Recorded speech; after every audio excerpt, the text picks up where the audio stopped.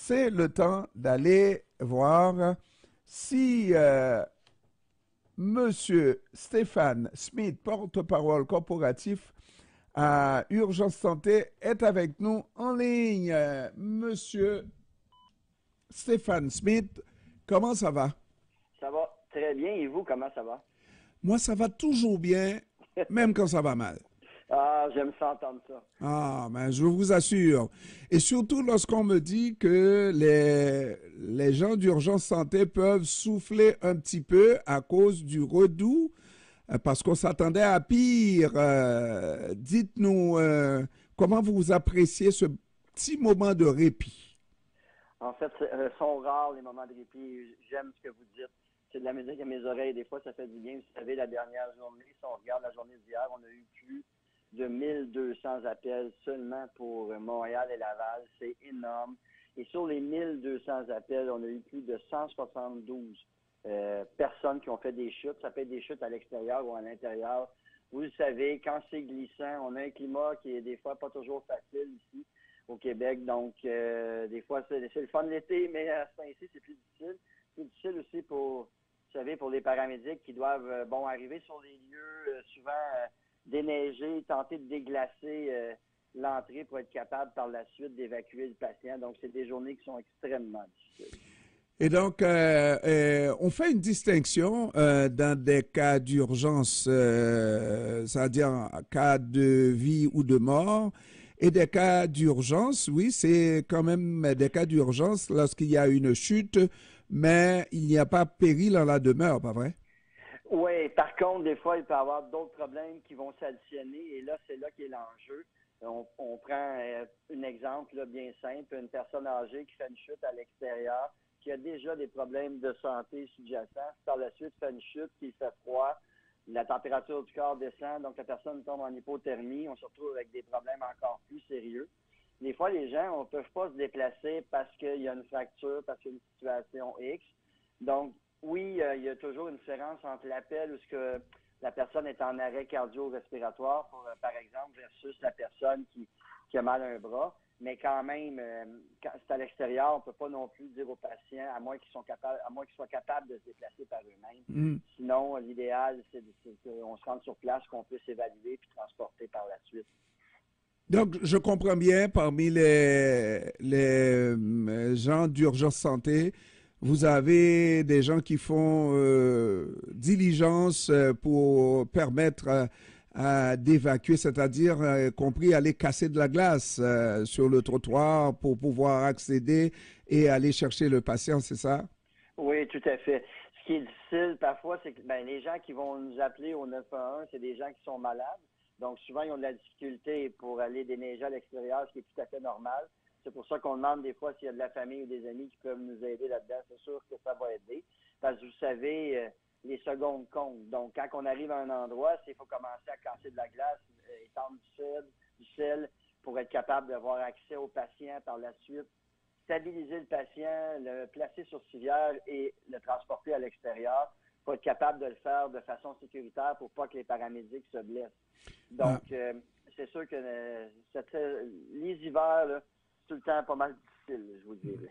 Et puis, on fera tout ce qu'on pourra et on est formé pour le faire, mais ça peut arriver aussi que des paramédics chutent à leur tour et ça, c'est le pire des scénarios qu'il ne faudrait pas envisager. Tout à fait, parce que on a besoin, vous savez, on est en pénurie de personnel depuis plusieurs années. C'est pas facile à chaque jour pour nos paramédics, pas juste nos paramédics, d'ailleurs, on est en pénurie de personnel aussi pour nos répondants médicaux d'urgence, ceux à qui vous allez parler quand vous appelez au 911. Et donc, c'est des employés pour lesquels on ne peut pas se permettre de les perdre pour aucune raison. Vous savez, un employé qui se blesse, il peut avoir des conséquences à long terme de multiples problèmes. Donc, l'objectif, c'est de diminuer le plus possible le risque. Mais bon, comme vous le savez aussi, sur la glace, ce qu'on fait avec nos paramédics, on fournit ce qu'on appelle des bottes NEOS qui vient aider. C'est des bottes, excusez l'expression anglophone, là, mais c'est vraiment le nom de l'outil. Donc, c'est des bottes avec des vis qui sont, les paramédics peuvent marcher dessus, puis ça évite, en tout cas, ça diminue le risque de glisser. C'est pas parfait, mais c'est déjà ça. pour être capable de sauver le plus de vies possible. 1200 appels par jour la semaine dernière, ça prend beaucoup de gens au travail. Vous êtes combien pour Montréal et Laval? Oui, 1200 appels, vous savez, c'est des grosses journées. Normalement, pour Montréal-Laval, c'est plus ou moins 1000 appels par jour. C'est déjà quand même beaucoup. 2 jours, parce que c'est difficile à vous donner le nombre exact, parce que c'est variable.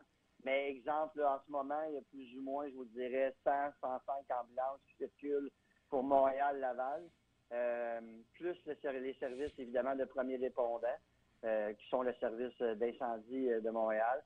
Mais beaucoup de monde, vous avez raison, mais pour beaucoup d'appels. Vous savez, normalement, à l'heure, si on calcule le nombre d'appels à l'heure, c'est plus ou moins entre 40 et 50 appels à l'heure. Mais on prend une journée comme hier matin, entre 7 heures et 9 heures, on avait plus de 100 appels à l'heure. Donc, c'est énorme comme charge de travail qui entre chez nous dans des journées comme hier. Et puis, quand on vous regarde, des fois, on pense que vous êtes, que vous faites partie de la structure de la santé et donc des employés de l'État. Pas toujours vrai, ça, là. Bien, en fait, oui, on est des employés de l'État. Disons que pour Montréal-Laval, je vais parler pour nous, on dépend du ministère tout simplement. Et vous avez une convention collective qui vous lie à l'employeur et vous avez négocié à l'occasion de ces négociations générales dans le domaine de la santé.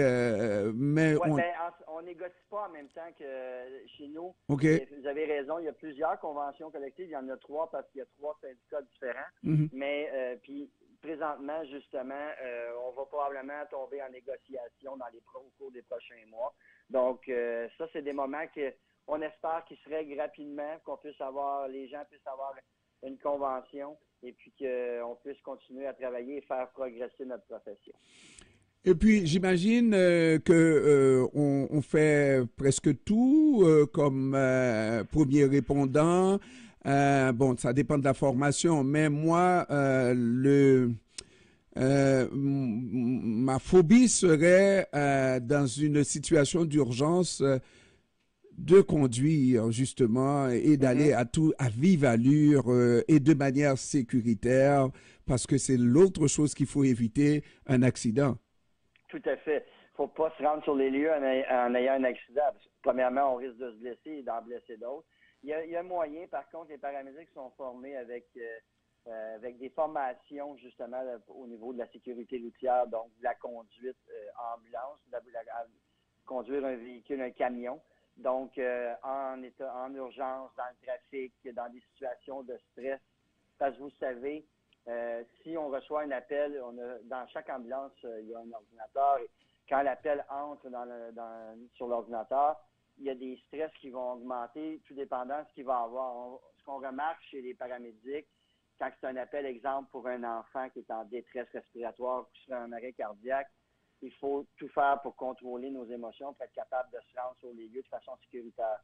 Donc, nos gens sont formés pour ça. C'est pas toujours évident parce que, comme je vous dis, tout dépendant de l'appel, on a des émotions, nous aussi. On n'est pas des robots.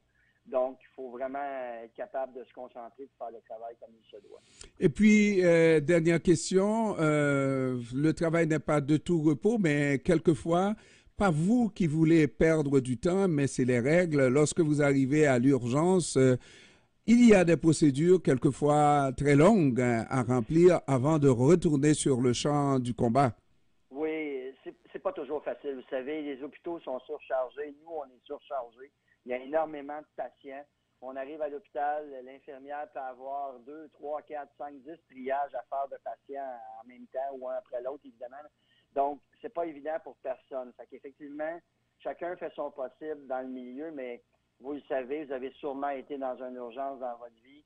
On les voit, il y a des temps d'attente là, pour les patients là, de plusieurs heures. Mais ce que je peux vous dire, chez nous, chez Urgence Santé, ce qu'on fait pour aider justement les patients, on a ce qu'on appelle le triage secondaire et par la suite aussi de tenter de rediriger les patients ailleurs qu'à l'urgence. Si vous me donnez encore quelques secondes, je vais pouvoir vous l'expliquer. C'est-à-dire qu'on a un paramédic qui va se rendre chez vous, va évaluer votre situation clinique, va parler avec une infirmière qui est au centre de communication santé chez nous. Et par la suite, si le patient est stable, on va lui proposer d'autres alternatives que l'urgence. Et c'est souvent une option qui est beaucoup plus avantageuse pour le patient. Et en même temps, ça vient désengorger. On évite de faire un transport à un patient. Donc, on s'en va vers ça de plus en plus, justement pour les appels qui sont non urgents. Et puis, parce que moi, mon contact, ma recherchiste m'a dit de vous laisser un petit peu de temps, même s'il n'en reste plus, pour donner quelques conseils. Nous, on est très transparents. Hein? Oui, je vais faire ça rapidement. Le premier conseil, c'est quand notre vie n'est pas en danger, on peut passer par le 811, un infirmier ou une infirmière qualifié va pouvoir répondre à vos questions. On suggère également, quand la vie n'est pas en danger, quand c'est des blessures qui sont mineures, si les membres de la famille ou des amis peuvent transporter la personne au lieu de passer par les services du 911 et l'ambulance, à ce moment-là, de le faire. Mais si on pense que notre vie est en danger, il ne faut jamais hésiter. Appelez le 911 et on va se rendre chez vous, on va aller vous évaluer et on va surtout prendre soin de vous le plus possible. Voilà, Stéphane Smith, porte-parole corporatif à Urgence Santé. Je vous remercie, M. Smith, d'avoir pris du temps de nous parler cet après-midi, mon cher. Merci beaucoup. Je vous remercie à vous, ça m'a fait un grand plaisir et n'hésitez jamais à nous rappeler. Merci, au revoir. Au revoir.